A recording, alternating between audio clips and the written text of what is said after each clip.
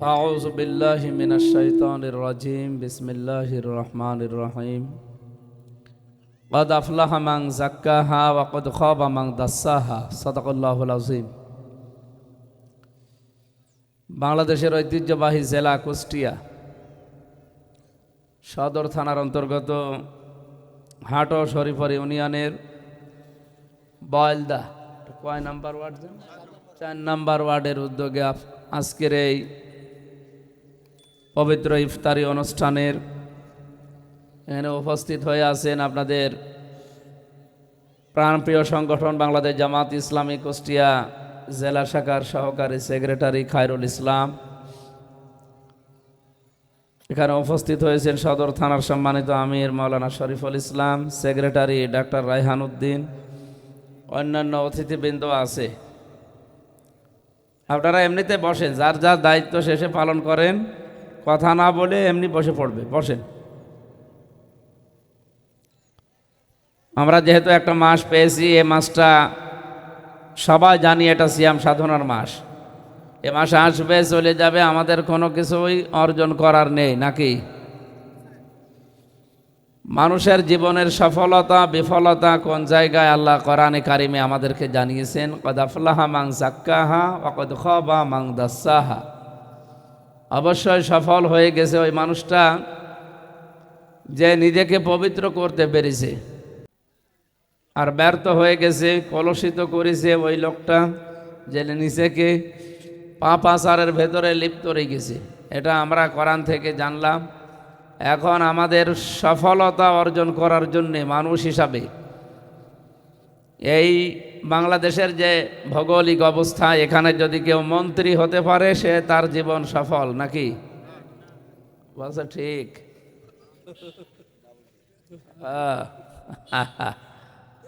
কত মন্ত্রী আসছে যাচ্ছে, যে মন্ত্রীকে আজকে দেখে স্যালুট দেওয়া হচ্ছে, সাউন্ড হচ্ছে না, কালকে আমার মনে হয় দেখবেন সময় যদি চলে যায় উনি ব্যাগ নিয়ে রাস্তায় দাঁড়িয়ে থাকবে।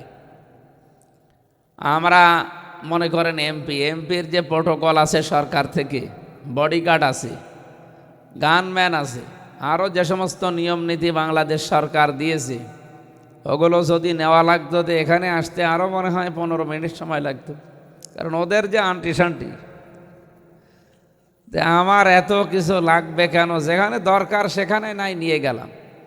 আজকে আমি ডিসি সাহেব, এরপরে ওসি সাহেব ছিলাম ওই সে মনোহর দিয়ায়, ওনাদের সরকারি যে প্রোটোকল আছে, এরপরে ওসি সাহেবের তো নিজের ফোর্স আছে সাথে গাড়ি সহ। আমার সাথে যদি সরকার একটা গাড়ি দিয়ে আরও 8-9 জন দেয়, আমার জ্ঞানম্যান আমার সাথে এমনিতেই থাকে 3-4 জন, তো বলেন তো এই যে আমরাই যত মানুষ, বাড়িওয়ালা দেখলে তো এমনি ভয় পেয়ে যাবে না যে এর দাওয়াত দেওয়ার চাইতে না দেওয়াই ভালো। এই জন্য এমপি হয়েছে মানুষ, মন্ত্রী হয়েছে, সফল হয়ে গেছে, বিষয়টা এমন না। মানুষের জীবনের সফলতা যে তার নিজেকে পবিত্র রাখতে পারে। আমাদের 3.5 হাত বডি তৈরি হওয়ায় মাটি দিয়ে, এই জন্য এই শরীরকে সুঠাম করার জন্যে এখানে এর যত রকমের আসবাবপত্র খাদ্যদ্রব্য তৈরি হয়। আমাদের ভেতরে একটা জিনিস কাজ করছে, যেটা না থাকলে আমাকে কেউ মানুষ বলে না, তার নাম রুহু। তার নাম কি? এর রুহু কি দুনিয়ায় তৈরি হয়? এটা তৈরি হয়েছে আসমানে। আল্লাহ রাব্বুল আলামিন নিজে এটা আমাদের শরীরের ভেতরে দিয়েছেন, যার কারণে আমি নড়াচড়া করতে পারছি। যে লাশটা আজকে জানাজা পড়াতে গিয়েছিলাম ডিসি সাহেব সহ, উনি বাইরের দেশে ছিলেন, প্রসেস করে তারে এই 10-12 দিন সময় মেনটেন করে নিয়ে এসেছে ঔষধ দিয়ে। তার লাশের দিকে তাকিয়ে দেখলাম শুধু এই বডিটা খোলা আছে, তো এখান থেকে এই পর্যন্ত খোলা, মাছি বসতেছে, ফুলে গেছে, কালো হয়ে গেছে একেবারে এই 8-10 দিনে। এখন তারে তো কিয়ামত পর্যন্ত পড়ে থাকা লাগবে নাকি? তার এই শরীরের এখন আর চিকিৎসা এই দুনিয়াতে আর নেই, কারণ ভেতর থেকে যেটা চলে গেছে ওইটার চিকিৎসা করার জন্যে যতদিন পর্যন্ত সময় পেয়েছিল, ওটা যদি চিকিৎসা করে সুঠাম এবং সুষম বন্টনের মাধ্যমে দুনিয়ায় চলাফেরা করতে পারতো, তাহলে এখন মারা যাওয়ার পরে তার লাশের যাই হোক না কেন কিয়ামত পর্যন্ত জান্নাতের পাখি হয়ে সে উড়ে বেড়াতে পারত।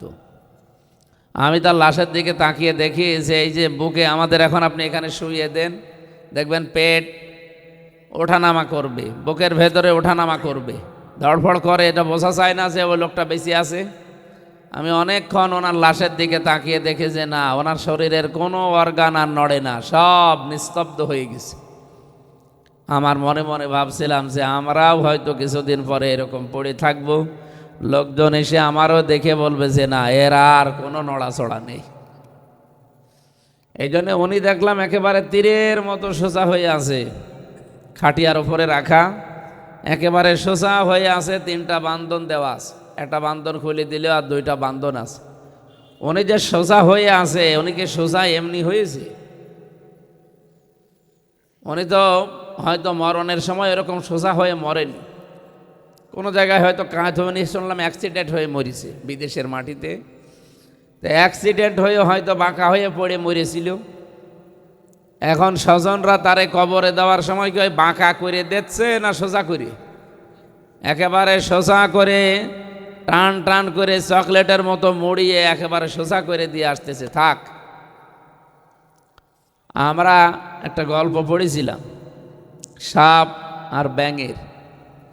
ব্যাঙ একদিন বলছে, দোস্ত তোমার সব কাজ ভালো লাগে, তুমি যে যে বাঁকা হয়ে চলো, আঁকা বাঁকা চলো, এটা তো ভালো লাগে না, এটা না চললে হয় না। সাপ বলছে, তুই আমার চলায় ভুল ধরলি। এই কথা বলে দিয়েছে এক সবল, কিন্তু ব্যাঙকে ধরতে পারে নাই, ও দিয়েছে পানির ভেতরে লাফ। সাপ চিন্তায় আছে, ও উপরে উঠলেই ওরে আবার সবল দেওয়া হবে।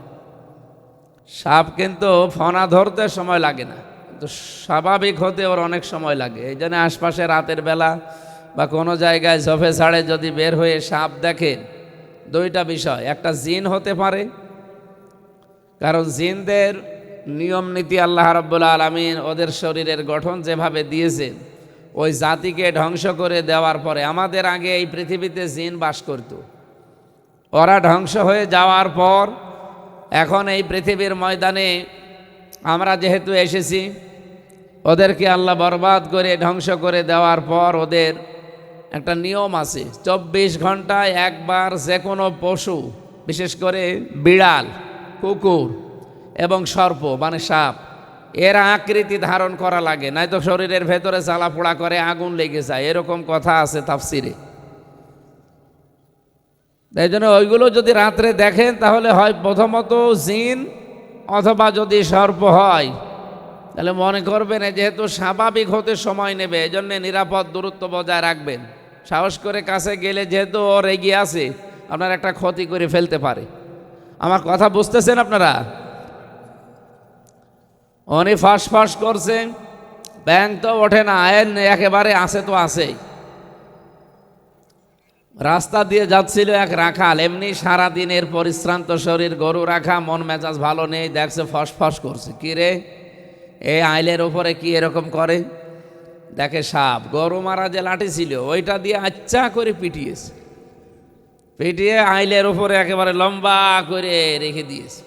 ব্যাঙ পৌঁছে, আমার তো আর ফস করে না, বন্ধুর কি হইল? উপরে উঠে দেখছে একেবারে টাইট ফিট সোজা হয়ে আছে। এসে বলছে, বন্ধু হাউ আর ইউ, কেমন আছো? তো কই তোমার তো কোনো আওয়াজ নেই। আর আমি তো এইটা চেয়েছিলাম, এই আঁকা বাঁকা না চলে একটু সোজা হয়ে চলো, দেখতে ভালো লাগবে। তুমি সোজা হইলে ঠিক, কিন্তু মরণের পরে। এটা যদি আগে হইতে এখন এই সোজা হয়ে পড়ে থাকা লাগতো না। তা আমরাও তো সোজা হব না? ওই লোকটা যেমন আজকে বাঁকা হয়ে মরে গিয়েছিল, কিন্তু আত্মীয় স্বজন তারা একেবারে সোজা করে কবরে দিয়ে আসতেছে, ওনার সব অর্গানগুলোর কাজ শেষ, খালি একটা জিনিস বের হয়ে গেছে। কি নাম তার? ওয়ায়াসআলুনাকা আনির রূহ কুলির রূহু মিন আমরি রাব্বি। আল্লাহ বলেন, হে নবী, ওরা যদি জিজ্ঞাসা করে রুহ সম্পর্কে যে রুহ কি, আপনি বলবেন এটা আল্লাহর হুকুম। এটা বের হয়ে গেলে এটা আল্লাহর হুকুম মতোই দেওয়া হয়, ওনার হুকুম মতোই বের হয়ে যায়। ওমা উতীতুম মিনাল ইলমি ইল্লা কলিলা। মানুষকে আল্লাহ সামান্য জ্ঞান দিয়েছে। তা আমরা এই রুহ সম্পর্কে চিন্তা করলে আমাদের মাথায় যেহেতু ধরবে না, এই জন্য এই কলিলাল আওয়াজ, একেবারেই সামান্য জ্ঞান, এটা দিয়ে এত বড় বিশাল সৃষ্টি নিয়ে চিন্তা করার দরকার নেই। এটা তৈরি হওয়া দুনিয়ায় না, এটা তৈরি হওয়া আকাশে, আসমানে। এই জন্য ওর খাবারও আল্লাহ আসমান থেকে পাঠায়। এই রুহু যেন খারাপ হয়ে গেলে মানুষটা খারাপ হয়ে যায়, রুহু ভালো থাকলে মানুষ ভালো থাকে। তাহলে এইটা ভালো করার জন্যে, এইটাকে পবিত্র করার জন্যে যে সমস্ত ঔষধগুলো লাগে, এই ঔষধ দুনিয়ার কোনো ফার্মেসিতে পাওয়া যায়, কোনো ফ্যাক্টরিতে পাওয়া যায়? কোথায় পাওয়া যায়? আসমানে পাওয়া যায়। উনি ওখান থেকে ঔষধ পাঠিয়েছেন, তার নাম হচ্ছে কোরআনে কারিম। নাম কি? এটার সাথে যার সম্পর্ক যত বেশি থাকবে তার এই অন্তর তত বেশি পরিষ্কার এবং পবিত্র হবে। রমজানুল মোবারকে আল্লাহ কোরআন নাজিল করেছেন আমাদেরকে, কদ আফলাহা মান যাক্কাহা।